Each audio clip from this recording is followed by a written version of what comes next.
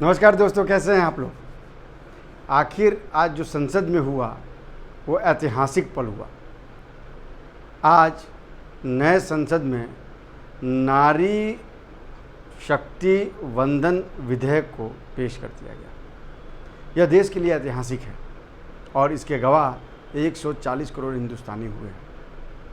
यह पहली बार ऐसा हुआ है कि महिलाओं को इतनी बड़ी शक्ति दी गई है।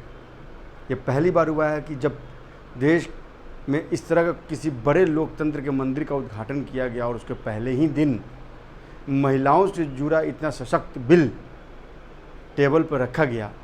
यह अपने आप में बहुत बड़ी बात है। इसका गवाह सारे लोग बने, मैं भी बना इसका गवाह। लेकिन इस बिल के आने के बाद से राजनीति शुरू हो गई है। इस विधेयक को लेकर राजनीति शुरू हो गई है। इस विधेयक को लेकर अलग अलग पार्टियां अलग अलग प्रतिक्रियाएं दे रही हैं, समर्थन तो कर रही हैं, लेकिन साथ में एक बेहद गंभीर कटाक्ष कर रही हैं। आज मैंने उस सबको नोट किया अपने उसमें, जब मैं था वहाँ पर। उसके बाद से जो मुझे लगा कि अपने दर्शकों को यह बताना चाहिए कि आखिर इसको लेकर राजनीति क्यों की जा रही है। क्या यह राजनीति जायज़ है? क्या इस तरह के राजनीति से देश का माहौल ख़राब नहीं होता है? क्या इस तरह की राजनीति से आपको नहीं लगता है कि यह सिर्फ एक तरफा फ़ायदा लेने के लिए इस तरह के बयानबाजी किए जा रहे हैं? आज मैं वन बाय वन आपको बताऊंगा कि आखिर क्या क्या हुआ संसद भवन, चूँकि मैं भी था वहाँ और इसका गवाह बना मैं। जिस तरह से उद्घोष के साथ प्रधानमंत्री ने इस विधेयक के बारे में पहले भी बताया था कि ऐतिहासिक फैसले लिए जाएंगे, यह अपने आप में एक स्वर्णिम अक्षरों में लिखा जाने वाला इतिहास है जो आज बीजेपी सरकार ने रच दिया है। अब जरा देखिए क्या क्या हुआ, मैं आपको बताता हूँ क्या क्या हुआ।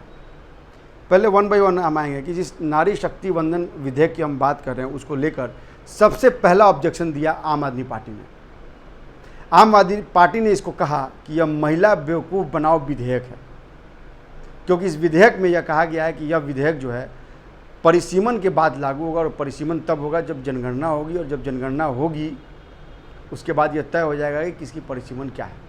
अब लोग ये तो नहीं बता रहे कि परिसीमन क्या है और क्यों इस ऐसी बात की गई है। दरअसल आज से कुछ साल पहले जब इंदिरा गांधी के टाइम में जब परिसीमन किया गया था तो उस समय यह डिसाइड किया गया था कि 10 लाख के उस पर जनसंख्या पर 1 लोकसभा सीट होगी, और उसके बाद से वो परंपरा अभी तक चली आ रही है और उसकी मियाद जो है वो 2026 में ख़त्म होने जा रही है।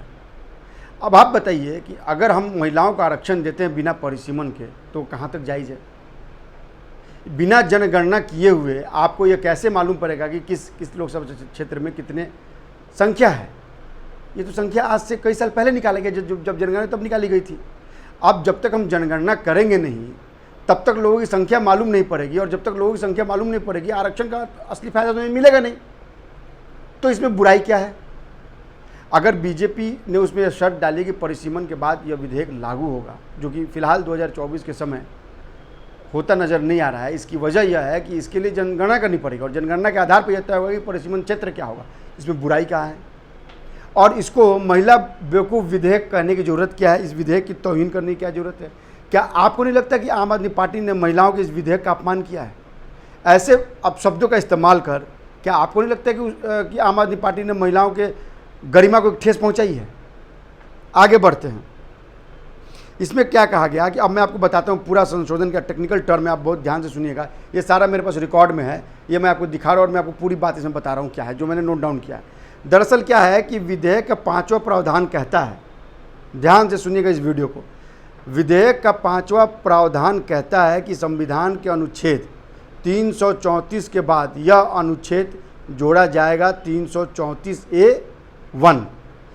इस भाग या भाग नंबर 8 के पूर्ववर्ती प्रावधानों में किसी बात के होते हुए भी लोकसभा में महिलाओं के लिए सीटें आरक्षित करने से संबंधित संविधान के प्रावधान किसी राज्य की विधानसभा और राष्ट्रीय राजधानी क्षेत्र दिल्ली की विधानसभा इस परियोजना के लिए परिसीमन का प्रयोग किए जाने के बाद लागू होगी।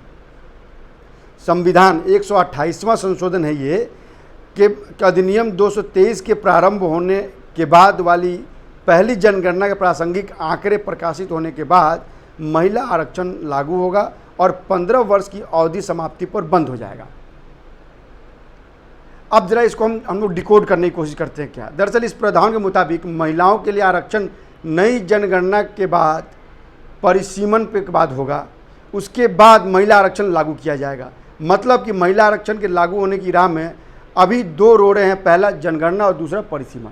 ध्यान दीजिएगा, अभी इससे संकेत मिलता है कि महिला आरक्षण प्रावधान 2024 के लोकसभा चुनाव के बाद ही लागू हो पाएगा। जब प्रावधान है जो अपने देश का संविधान कहता है, जो सिस्टम उसको तो कोई तोड़ नहीं सकता है। तो इसमें कौन सी बहुत बड़ी बात होगी जो इसको लेकर तुल देने की जरूरत है। इसके बाद इसमें कहा गया कि आरक्षण शुरू होने के 15 साल बाद प्रावधान प्रभावी होना बंद हो जाएगा। विपक्ष को इस बात से भी एतराज है कि आखिर महिला आरक्षण के लिए 15 वर्ष की अवधि क्यों सीमित रखी गई है। अरे भाई, 15 साल बाद से जब परिसीमन बढ़ेगी, जब जनसंख्या बढ़ेगी तो जाहिर सी बात है वो क्षेत्र बढ़ेगा, वहाँ महिलाओं की संख्या बढ़ेगी। तो क्या उसके सीटों को या फेरबदल करना जरूरी नहीं है, या जो एक बार लिख गया वो हमेशा लिखा रहेगा? फिर संविधान में संशोधन क्यों होता है? फिर संशोधन का प्रावधान क्यों है? तो इस तरह की बातों को आप बताकर पब्लिक के डोमेन में यह भ्रम पैदा कर रहे हैं, ऐसा क्यों? आप क्लियर कहिए ना कि भाई हाँ ठीक है, आपको इस पर आपत्ति, आप सरकार से पूछिए, सरकार को जवाब देगी।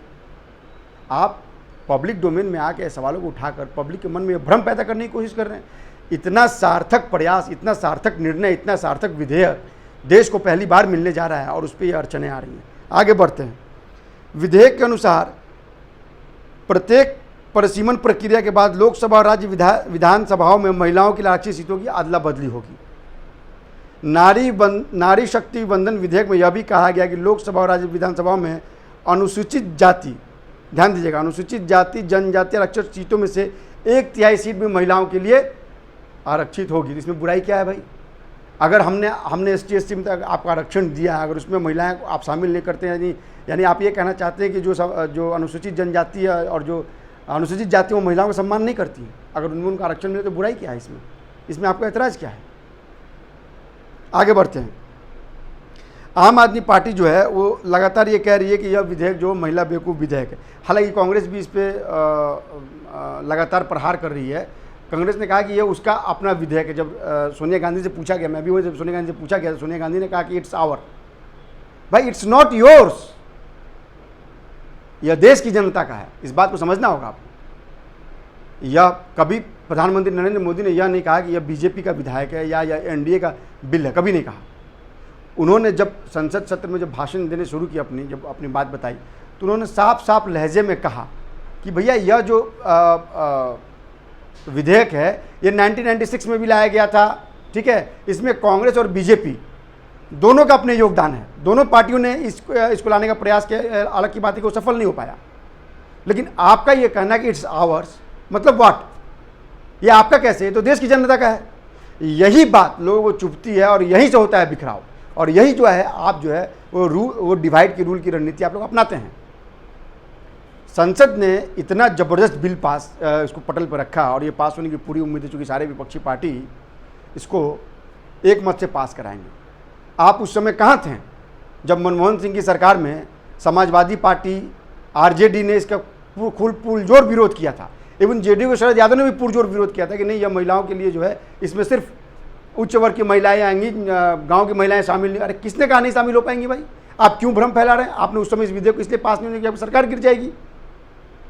तो आप अपने हिसाब से इतना सुंदर विधेयक, नारी वंदन शक्ति नाम दिया गया है इसको, संसद का पहले दिन की शुरुआत नारी शक्ति वंदन के विधेयक से होती है।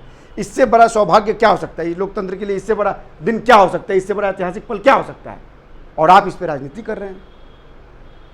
क्या आपको ये पता है कि इस बिल के आने के बाद से देश की महिलाएं क्या कर रही, देश की बेटियां क्या कर रही, देश के बच्चे क्या कह रहे हैं?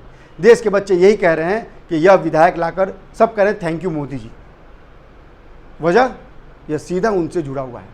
It's not hours, it's Indians, it's for the people of India, it's people of Bharat, it's not hours. ये सबका है, आपको इस बात को समझना होगा। आप हमारे वीडियो को लगातार लाइक कीजिए, सब्सक्राइब कीजिए और कमेंट कीजिए। साथ ही साथ हम उन दर्शकों को धन्यवाद देना चाहते हैं जो लगातार हमारी वीडियो को देख रहे हैं। क्योंकि मैं खुद आज संसद में की कार्रवाई को बहुत करीब से देख रहा था, तो सोचा इस वीडियो को बनाना जरूरी है, लिहाजा मैंने ये वीडियो बनाया। आप भी अपने कमेंट्स डालिए और हमें बताइए कि आप इसके बारे में क्या सोचते हैं। आपका विश्लेषण मेरा विश्लेषण आप लोगों को कैसा लगता है? आपका विश्लेषण तो मुझे अच्छा लगता ही लगता है। आप ये भी बताएं कि मेरा विश्लेषण आपको कैसा लगता है। नमस्कार।